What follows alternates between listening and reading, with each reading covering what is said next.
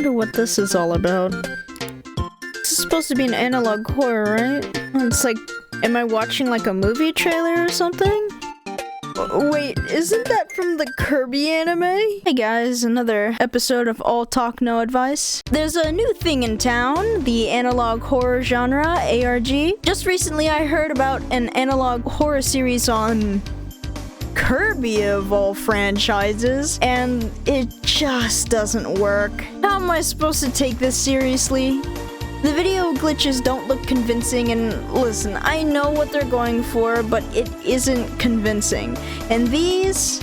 What am I watching? Some Newgrounds animation that was freebooted on YouTube? Alright. Let me show you what I'm talking about. For starters, let's compare it to the Super Mario Beta Archive. It's only right because, well, I mean, they're both analog horror and they're Nintendo IPs. Don't worry though, I'll mention some other series as we go along in this video. So why was this one convincing and this one isn't? Well, let's look at the model videos from the Beta Archive. Note how the camera rotation feels natural, and you can really tell the people did their homework because it's animated meticulously so that it doesn't look fake.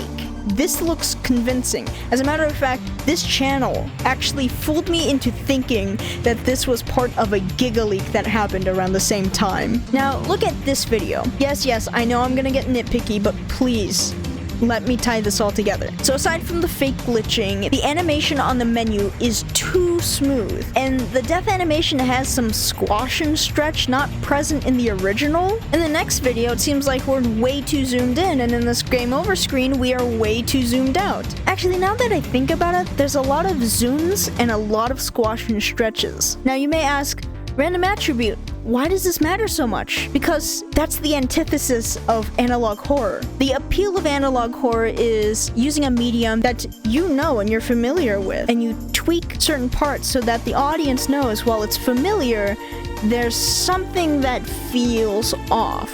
Like, again, to use the Beta Archive, everything looks convincing because people do their homework.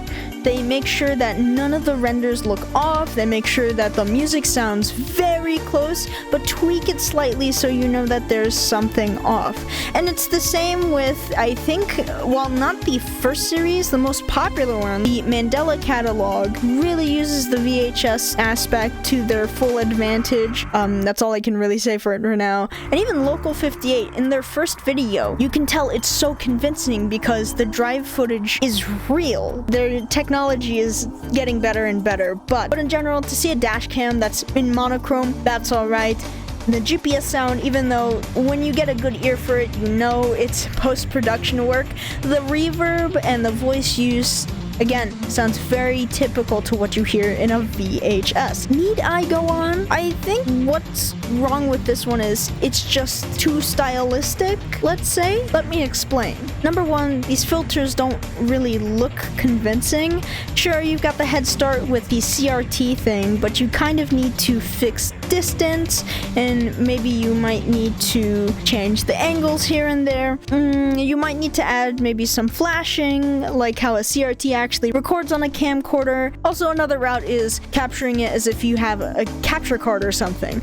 I'm sure that's also a good option too. But this, it needs some work. Just because you have animation experience doesn't mean you should use it whenever you have the opportunity. To compare, we can look at the Walton files. While it did animation for its lore building, they left stock images as stock images and only animated what was to be interpreted as home video, training tapes, etc. Now, it's not a flawless series, not by a long shot, but it does work because the storytellers know. I actually had to re-record this part because I didn't make any sense. I was going off scripts, and I'm not usually very good at that, so I meant to say here, at least here the creators know what they're trying to do, they've researched, they've done their homework to best emulate the mediums they are trying to mimic. And most of all, they know their limitations. And of course, this isn't a unique example either. I can cover the FNAF VHS or even Five Nights at Freddy's itself.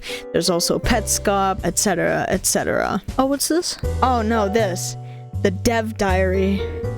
Listen, I understand it's an analog ARG essential, but to reiterate my point, this really feels like I'm watching a Kirby and Pals video. The sound effects don't help either because I associate it with Kirby spitting out something, not to mention the slight fish lens and zoom used. And listen, I don't like this game. I think it is flawed, but even Andy's Apple Farm did a better job not only establishing our characters, but also incorporated who and what the devs are without whatever this is. I'm sure there's another way how you can pull this off. I forgot what series it was in particular, but if you turned on the subtitles, you would read a completely different conversation. It wasn't just the Walton Files, it's something else, and I don't remember. And I hear you, but they're not trying to be like them. They want to be unique. Listen, I think doing your own thing is fine, but when it comes to analog horror, don't get too stylish. Keep it simple. That's the main appeal to these. Because of its simplicity, it's easy to understand, and it's easy to manipulate your audience. If you want something that does